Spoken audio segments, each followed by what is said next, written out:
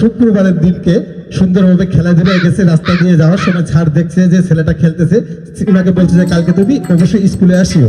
সে কি করছে দেখেন, শনিবারের দিন স্কুলে না যায় রাস্তার পাশে দাঁড়িয়ে ওখানে গুলি খেলতেছে। এমন সময় ছাড় ওদিক দিয়ে যাওয়ার সময় জিজ্ঞাসা করতেছে, কি তুই এখনো গুলি খেলতেছিস, স্কুলে আসবি না? স্যার আপনি যান, আমি যাচ্ছি। তো চলে যাওয়ার পরে কিন্তু স্যারের কথা রাখছে, সুন্দরভাবে স্কুলে গেছে। স্কুলে যাওয়ার পরে এখন স্যার এখন জিজ্ঞাসা করতেছে, কি আরে কলিবুদ্দিন কালকে স্কুলে তো কিনলেই রে? স্যার আর কিয়া কইতাম স্যার, কালকে রাইতে কিয়া হান্ডা কইছে, হান্ডা মানে ঠান্ডা।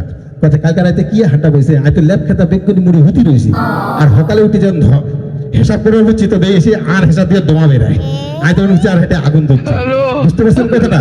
যে এর মানে সকালবেলা উঠে প্রেশার করতে যখন বসছে তখন দেখে ওর প্রেশার দিয়ে ধোয়া বেড়াচ্ছে, ও মনে করছে ওর পেটে আগুন ধরছে, এই জন্য সেদিকে স্কুলে যায়নি। তাহলে দেখেন ফাঁকিবাজ কত রকম হয়।